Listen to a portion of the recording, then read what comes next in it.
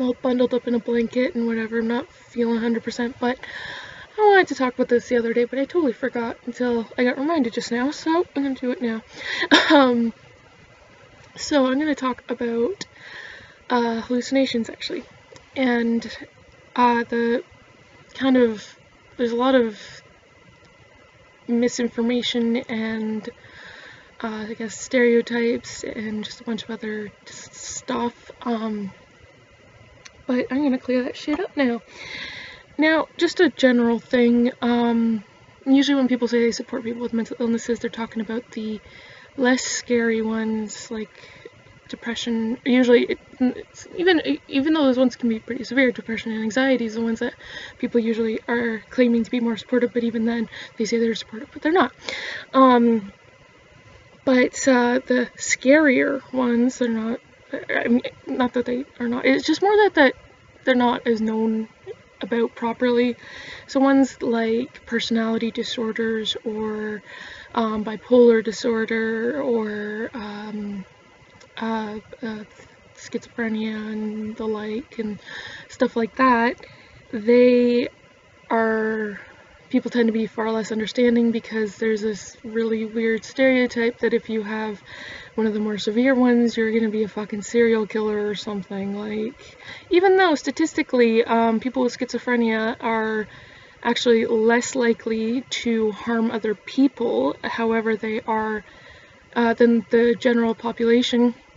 And, however, they are significantly more likely to commit suicide, self-harm, become homeless, or suffer abuse. So, stop casting all your fucking horror movie villains as fucking schizophrenics. So yeah, and another thing too is that personality disorders, as soon as most people hear personality disorder, they automatically think of dissociative identity disorder, which is more commonly known as multiple personality disorder, even though there are several different personality disorders. So, and also with schizophrenia, everyone thinks of paranoid schizophrenia, but there's also catatonic schizophrenia and disorganized schizophrenia. So there's that. Now, moving on back to the topic that this video is about, is hallucinations. And another thing is everyone thinks that if you have hallucinations, you're automatically schizophrenic. Even though hallucinations can be produced by a variety of mental illnesses, including sleep disorders. For example, I have hallucinated before. Am I schizophrenic? Nope. I just have chronic insomnia. And the thing is that most people are like, oh, okay, so you were dreaming while you were awake kind of thing, because they kind of know the effects of not getting enough sleep, which I know intimately. It's not fun. Anyways, but oftentimes, or even like it's bipolar disorder, if you're in a really severe episode, you can suffer some hallucinations, or if there's a variety of even like things like anxiety and depression if they get bad enough. But the thing is that whenever someone hears hallucination, they think of severe hallucinations automatically, even though there are varying degrees within them. So it's very rarely more than one sense being triggered, you're rarely hallucinating through more than one sense at a time, and unless you're to the state of being a severe case of schizophrenia, you oftentimes can tell that it's not real, just by focusing on it and thinking about it for a moment. For example, hallucinations that I've experienced, because also I want to say this thing right away, is that you have more than 5 senses, by the way, not just, the sight, taste, hearing, touch, and smell. You also have other senses like bodily awareness, spatial awareness, sense of balance, sense of time, things like that. So bodily awareness is that if you close your eyes, you're like, oh, I'm going to touch my finger to my nose. How did you know where that was? It's the sense of where everything is with your body. Spatial awareness, you can tell if something's near you without looking at it. And also the feeling that someone's staring at you is another sense, and stuff like that, etc., etc. So the sort of hallucinations, just the basic audio-visual ones I've had. The audio ones of not actually been anyone talking to me. Occasionally I'll like hear my name, and but that one's very uncommon. Usually, and the thing is it kind of it starts with more minor ones and then it works up kind of thing when you're whatever.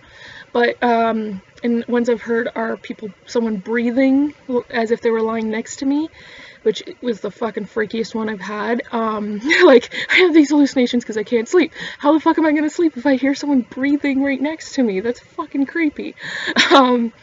Or just random noises and stuff that doesn't make any sense.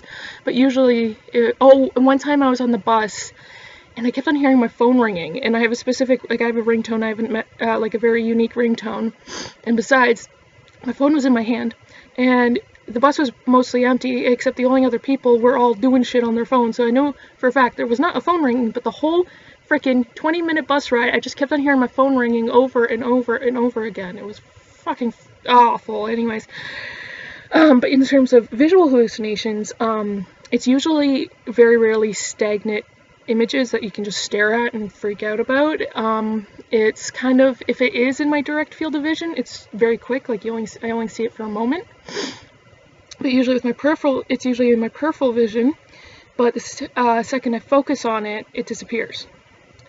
So yeah, but then in terms of the other senses, I've felt like someone was standing right behind me, and I'd turn around, but there's no one there.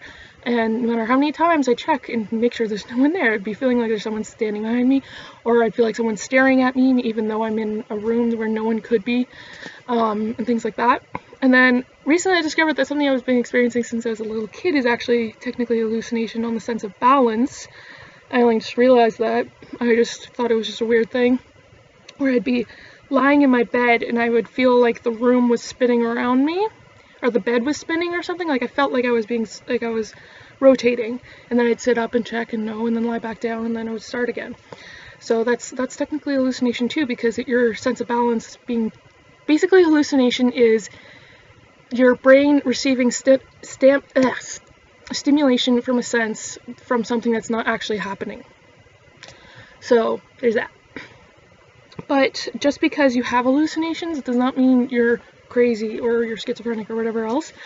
And also, they are not what most people consider them to be.